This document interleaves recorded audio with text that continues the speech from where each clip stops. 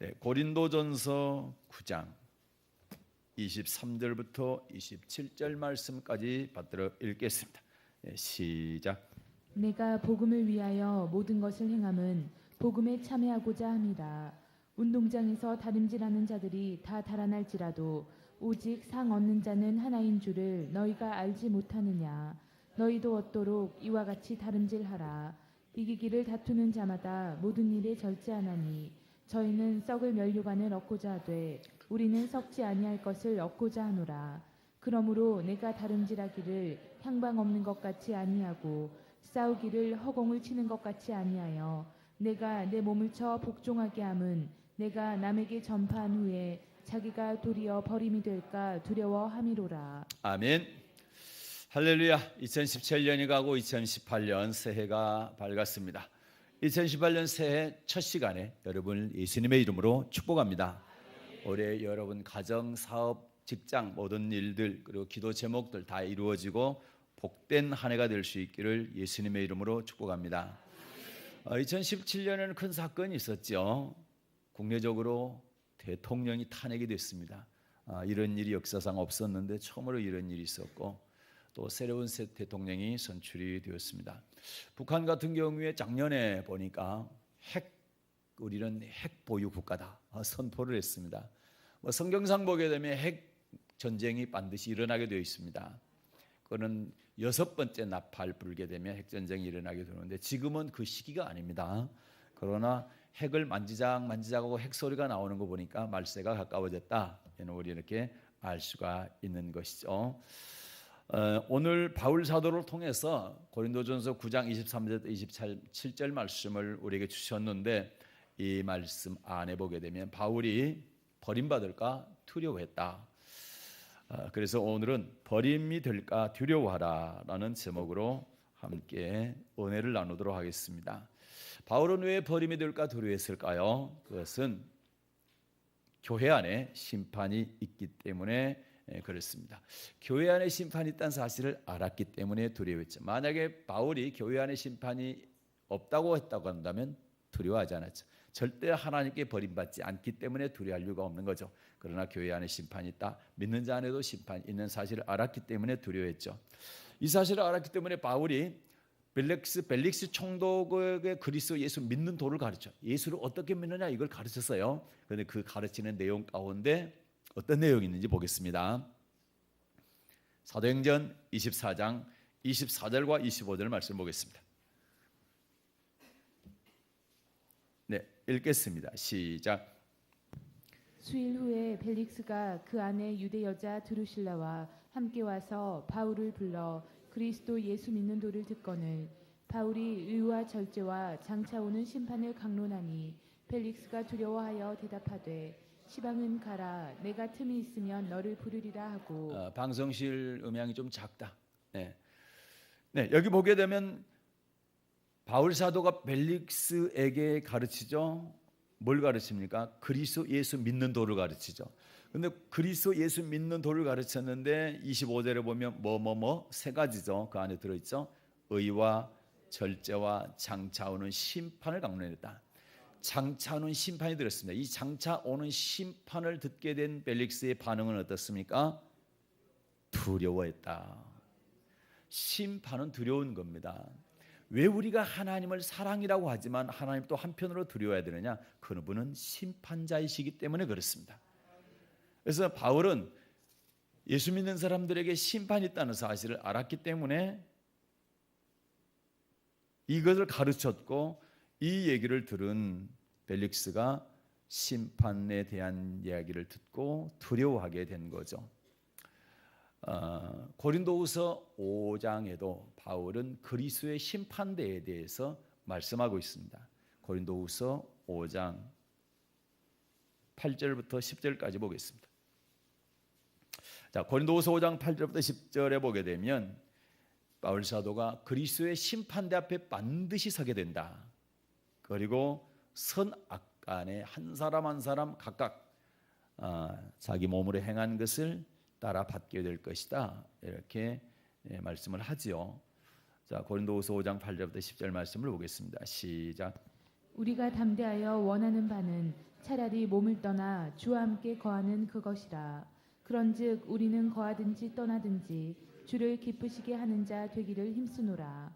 이는 우리가 다 반드시 그리스도의 심판대 앞에 드러나 각각 선악간에 그 몸으로 행한 것을 따라 받으려 함이라. 아멘. 그리고 바울은 내가 차라리 지금 원하는 것은 빨리 주님 앞에 가는 거다. 그러나 그거는 내 뜻대로 되는 것이 아니라 주님께서 나를 불러가야 하는 거기 때문에 내가 떠나든지 지금 여기 있든지 오직 주님을 기쁘시게 하는 자 되기를 힘쓴다. 왜냐하면 그 이는 우리가 다 반드시 각각 그리스도의 심판대 앞에 드러나서 선악간에 선을 행한 사람은 생명의 부활, 악을 행한 사람은 심판의 부활. 요한복음 5장 29절에서 예수님 이렇게 말씀하셨죠.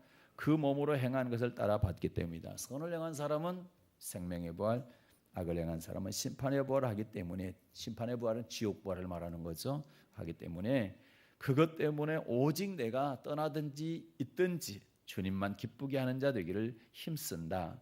그러면서 11절 보십시오. 주님의 두려움을 알았다는 거예요. 왜요? 심판 때문에 그렇습니다. 11절 시작. 우리가 주의 두려우심을 알므로 사람을 권하노니 우리가 하나님 앞에 아멘. 알리워졌고. 주의 두려움을 알므로 사람을 권했다. 여러분, 두려움을, 심판에 대한 두려움을 알기 때문에 사람들을 권했다는 얘기는 심판을 준비하라, 대비해라, 그거를 권했다는 이 말이죠.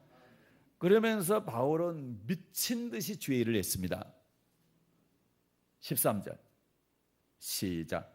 우리가 만일 미쳤어도 하나님을 위한 것이요 만일 정신이 온전하여도 너희를 위한 것이니. 아멘. 미쳤어도 하나님을 위한 것이다. 미친 듯이 하나님의 일을 했는데 두 가지입니다. 하나는 하나님의 심판이 있기 때문에, 또 하나는 14절에 예수 그리스도의 사랑이 내 안에 들어오면 견딜 수가 없는 거예요. 주님의 사랑이 내 안에 들어와서 주님을 사랑하게 되면 그분의 일을 안 할 수가 없게 되는 거예요. 두 가지. 하나는 그분의 사랑이고 또 하나는 반드시 언젠가는 주님의 심판대 앞에 선다는 사실 때문에 미친 듯이 하나님의 일을 하게 된 것입니다. 14절로 보겠습니다. 시작. 그리스도의 사랑이 우리를 강권하시는도다. 우리가 생각건대 한 사람이 모든 사람을 대신하여 죽었은즉 모든 사람이 죽은 것이라. 아멘. 그리스도의 사랑이 우리를 강권한다. 예수님의 사랑이 우리로 하여금 주님의 일을 하도록 강권한다라는 거예요. 그분의 사랑이 내 안에 들어오면 주님의 일을 안 할 수가 없다라는 거예요. 에레미야 선지자도 보게 되면 성경은 찾지 않겠습니다. 그가 복음을 전하면 전할수록 고통을 당하는 거예요. 하나님의 말씀을 전하면 전할수록 좀 평탄하고 형통하고 그래야 되는데 그게 아니라 하나님의 말씀을 전할수록 얻어맞고 쇠사슬에 묶이게 되고 구덩이에 처박히게 되고 감옥에 갇히게 되는 일들이 나니까 예레미야가 내가 말씀을 안전해야 되겠다 이렇게 결단을 합니다. 그런데요, 이 속에서 하나님의 말씀이 불이 붙어가지고 견딜 수가 없는 거예요. 그래서 생명을 걸고 또 말씀을 전하게 되는 겁니다. 예수의 사랑이, 하나님의 사랑이 우리 안에 들어오면 안전할 수가 없는 거예요. 그 사랑을 표현 안 할 수가 없다라는 것이죠. 그래서 우리도 예수님의 사랑 때문에 죄를 해야 되고 또 하나는 언젠가는 그분의 심판대 앞에 서야 된다는 사실 때문에 두려운 마음으로 그때를 준비할 수 있기를 바랍니다. 바울뿐만 아니라 베드로 사도도 교회 안에 심판이 있다는 말을 했지요. 베드로전서 4장 17, 18절 받들어 읽겠습니다.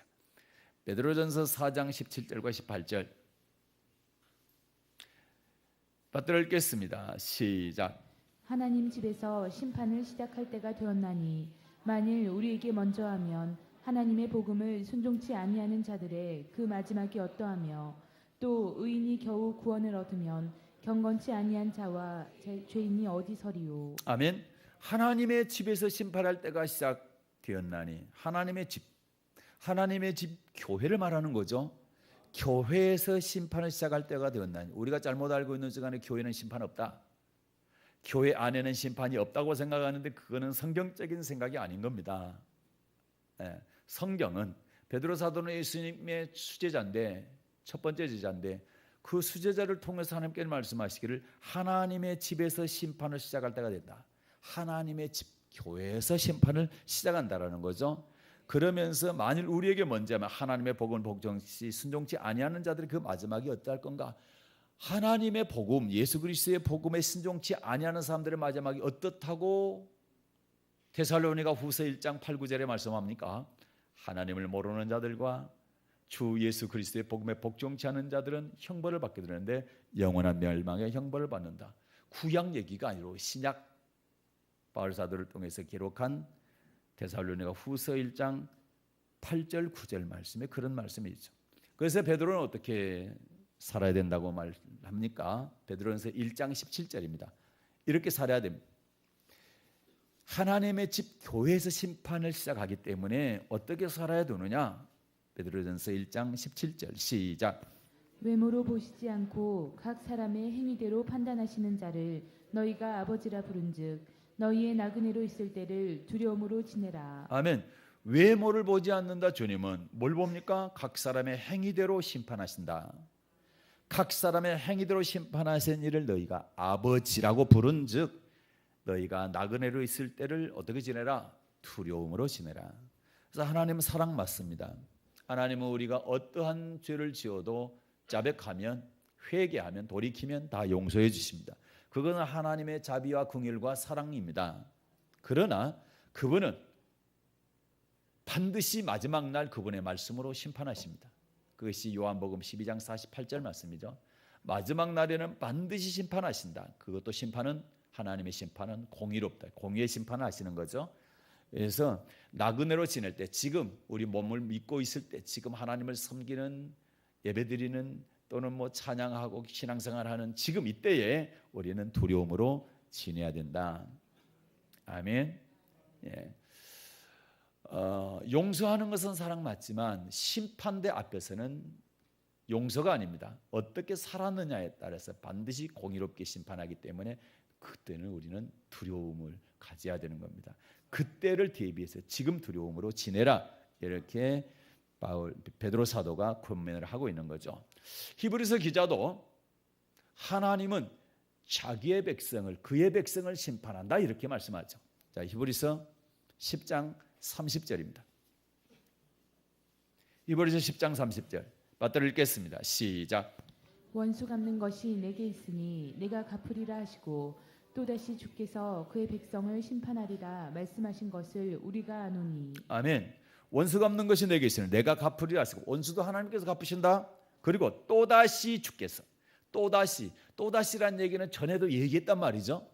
전에도 말씀하시는데 또다시 주께서 뭐라고 말씀하십니까? 그의 백성을 심판하리라 말씀하셨다는 거예요.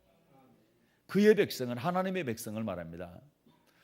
구약 성경 보십시오. 이스라엘 백성들 애굽에서 직접 이끌어내셨죠. 하나님께서 직접 10가지 기적이적 표적을 통해서 홍해 바다를 갖다 육지처럼 건너게 했잖아요. 갈라가지고. 그렇게 해서 광야에 왔을 때에 만나 메추라기 그다음에 반석을 쳐서 샘물이 나게 해서 물을 마시게 하고 아말렉과 싸움에서 승리하게 하고 뭐 이런 축복을 허락해 주셨는데도 불구하고 그들의 다수가 가나안 땅 들어가지 못하고 광야에서 멸망을 받았다. 이렇게 말씀하고 있잖아요. 그것이 우리에게 거울이다. 그렇게 고린도전서 10장에서는 말씀하고 있는 것이죠.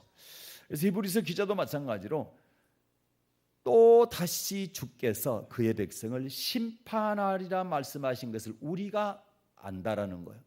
그래서 히브리서 기자만 압니까? 히브리서 기자를 통해서 이 서신을 받는 성도들도 안다는 얘기고 이 성경을 읽는 우리도 지금 알고 있는 거죠. 이런 말씀들을 통해서 하나님은 자기 백성을 심판하시는구나. 그런데 신약에 보게 되면 세례 요한도 교회 안에 심판이 있다는 사실을 증거를 했죠. 마태복음 3장 12절 말씀입니다. 마태복음 3장 12절을 보겠습니다. 받들어 읽겠습니다. 시작. 손에 키를 들고 자기의 타작마당을 정하게 하사 알곡은 모아 곳간에 들이고 쭉정이는 꺼지지 않는 불에 태우시리라. 아멘. 손에 키를 들고 누가 손에 키를 든단 말입니까? 예수님께서요. 주님께서 손에 키를 들고 자기의 타작마당, 누구의 타작마당? 다른 사람의 타작마당입니까? 자기 타작마당, 예수님의 타작마당입니까? 예수님의 타작마당이면 교회 안을 말합니까? 교회 밖을 말합니까? 교회 안을 말하는 거죠. 그래서 손에 키를 들고 자기의 타작마당을 정하게 하사 알고 고모와 곡간에 들이고 쭉정이는 꺼지지 않는 불에 태우신다. 이 똑같은 말씀이 마태복음 13장 24절부터 있습니다. 그러나 24절부터 그게 있는데 거기 보지 않고 그물 비유 보겠습니다. 그물 비유 47절부터 50절 보겠습니다. 24절부터 30절 말씀도 똑같은 말씀입니다. 그러나 자 37절부터 50절 보겠습니다. 마태복음 13장 받들어 읽겠습니다. 시작. 마태복음 13장 47절부터 50절. 또 천국은 마치 바다에 치고 각종 물고기를 모는 그물과 같으니 그물에 가득함에 물가로 끌어내고 앉아서 좋은 것은 그릇에 담고 못된 것은 내어 버리느니라. 세상 끝에도 이러하리라. 천사들이 와서 의인 중에서 악인을 갈라내어 풀무불에 던져 넣으리니 거기서 울며 이를 갈미 있으리라. 아멘. 자, 천국에 대한 비유입니다. 천국은 마치 바다에 치고 각종 물고기를 모는 그물과 같다. 각종 물고기는 뭐고 그물은 뭡니까? 각종 물고기는 사람들을 말하는 거죠. 고래, 상어, 망둥이가 아니고 사람들을 말합니다. 여러 부류 사람들을 말하는 거. 그 다음에 그물은 뭡니까? 교회를 말하죠. 교회. 그럼 각종 물고기를 모는 그물이다. 그물 안에 교회 안에 각종 물고기들이 가득 48절에 그물에 가득하며 물가로 끌어냈다. 교회 안에 그물 안에 물고기 각종 물고기 사람들이 가득 차니까 밖으로 끌어냈다. 그래서 뭐 합니까? 좋은 것은 그릇에 담고 못된 것은 내버렸다. 좋은 것은 그릇에 담았다. 알곡을 말하는 거죠. 그 다음에 못된 것은 내버렸다. 쭉정이를 말하는 거죠. 근데 아까 마태복음 3장 12절에서는 쭉정이는 불에 태운다 했죠. 그리고 좋은 것은 그래서 담아서 뭐합니까? 알곡은 곡간에 드린다 했죠. 그거는 천국 곡간에 드리는 것을 말하는 거죠. 그렇죠? 그런데 49절에 보니까 이 비유가 세상 끝에도 이러하리라. 세상 끝에도 이러하리라. 세상 끝, 예수님 재림할 때를 말합니다. 그때도 똑같다는 이야기죠. 천사들이 와서, 천사들은 마태복음 13장 보면 추수꾼을 말하는 거죠. 의인 중에서 악인을 갈라낸다. 교회 안에, 그물 안에 많은 각종 물고기가 있는데 그 중에는 의인도 있고 악인도 있다라는 거죠. 그래서 의인과 악인을 갈라낸다는 거죠. 구별시킨다라는 거죠. 그래서 50절에 보니까 풀무불에 던져 넣으리니. 그래서 의인 가운데 있는 악인들을 갈라내서 풀무불에 던져 넣는다. 이 얘기는 알곡 가운데 쭉정이를 갈라내서 쭉정이는 불에 태운다. 똑같은 말씀인 거죠. 그렇죠. 그래서 교회 안에 알곡과 쭉정이가 있다. 교회 안에 좋은 물고기가 있고 못된 물고기가 있다라는 거죠. 할렐루야. 그래서 바울은 교회 안의 심판을 알았기 때문에 성도들의 공력 심판에 대해서 자세히 기록하고 있습니다. 이 고린도전서 3장 보겠습니다. 고린도전서 3장 보게 되면 성도들의 공력 심판에 대해서 말씀하고 있습니다. 이거는 안 믿는 사람 얘기가 아니고 예수 믿는 사람들 가운데 금의, 은혜, 보석에 이런 공력을 가진 사람이 있고 믿음을 가진 사람이 있고 풀이나 집의 공력을 가진 사람이 있다. 이렇게 말씀을 하고 있죠. 자, 고린도전서 3장 12절부터 15절을 받들어 읽겠습니다. 시작. 만일 누구든지 금이나 은이나 보석이나 나무나 풀이나 지푸로 이 터 위에 세우면 각각 공력이 나타날 터인데 그날이 공력을 밝히리니 이는 불로 나타내고 그 불이 각 사람의 공력이 어떠한 것을 시험할 것임이니라. 만일 누구든지 그 위에 세운 공력이 그대로 있으면 상을 받고 누구든지 공력이 불타면 해를 받으리니 그러나 자기는 구원을 얻되 불 가운데서 얻은 것 같으리라. 아멘. 자, 12절 보면 누구든지 금이나 은이나 보석이나 나무나 풀이나 집으로 이 터 위에 세우면 각각 공력이 나타날 테인데 어떤 사람인지 은혜, 금의 공력, 은혜 공력, 보석의 공력, 나무, 풀, 집의 공력이 있다라는 거죠. 이것이 언제 나타나느냐? 불로 태울 때 나타난다. 이거 불은 뭘 말하느냐? 불과 같은 환난을 말합니다. 그래서 불로 나타나고 그 불이 각 사람의 공력이 어떠한 것을 시험할 것이다. 불이 시험한다는 얘기는 환난 속에 집어넣는다는 얘기입니다. 아까 마태복음 3장 11절에서 손에 뭐를 들었다 했어요? 키를 들었다. 이걸 환난을 말하는 겁니다. 키를 들어서 환난을 통해서 알곡인지 쭉정인지 고른다는 얘기거든요. 그 말씀이나 이 말씀이나 똑같은 말씀이에요. 그날의 공력을 밝히는 이는 불로 나타내고 그 불이 각 사람의 공력이 어떠한 것을 시험할 것이다. 불과 같은 환난 속에 딱 집어넣게 되면 금이나 은이나 보석의 공력인지 믿음의 사람인지 아니면 나무나 풀이나 집의 사람인지. 금은 보석은 탑니까 안 탑니까? 안 탄다는 얘기고, 그리고 나무나 풀이나 집은 탄다는 얘기입니다. 그러면서 14절 만일 누구든지 그 위에 세운 공력이 그대로 있으면 상을 받고, 그대로 있다는 얘기는 타지 않고 금, 은, 보석처럼 타지 않게 되면 상을 받는다. 천국상, 천국 들어가는 상을 받는다는 얘기입니다. 그러나 15절 누구든지 공력이 불타면 해를 받는다. 불타면 해를 받는다는 얘기는 나무나 풀이나 집의 공력을 갖고 있게 되면 불에 탄다. 환난에 견디지 못한다. 그래서 해를 받는다는 얘기는 천국 가지 못하고 지옥 간다는 말씀을 하고 있는 것입니다. 그래서 똑같이 예수 믿는데 금이나 은이나 보석의 공력을 가진 사람이 있고 나무나 풀이나 집의 공력을 가진 사람이 있다. 교회 안에. 그래서 교회 안에 심판을 받는 사람은 나무나 풀이나 집의 공력을 가진 사람이 심판을 받게, 해를 받게 되어 있다. 이렇게 하나님은 말씀하고 있습니다. 그러면 여러분과 제가 가져야 될 믿음의 공력이 뭡니까? 금이나 은이나 보석 같은 어떤 불과 같은 시험 환난 속에 집어넣어도 절대로 타지 않는 그런 장성한 자의 믿음을 가져야 될 줄로 믿습니다. 이거를 바울이 알았기 때문에 내가 다른 사람에게 많이 전도, 정말로 주의 일을 많이 하는데도 불구하고 내가 다른 주님께 버림받을까 두려워했다 이 말입니다. 베드로도 똑같이 그런 말씀을 그런 말씀을 전한 거죠. 하나님의 집에서 심판을 시작할 때가 됐다. 그렇기 때문에 우리가 겨우 구원을 받는다면 순종치 못한 사람들, 거룩하지 못한 사람들이 어떻게 구원받겠느냐? 그러면서 나그네로 있을 때 너희가 두려운 마음으로 지내라. 하나님이 거룩하니 너희도 거룩한 모습으로 지내야 된다. 이렇게 말씀을 하고 있는 것이죠.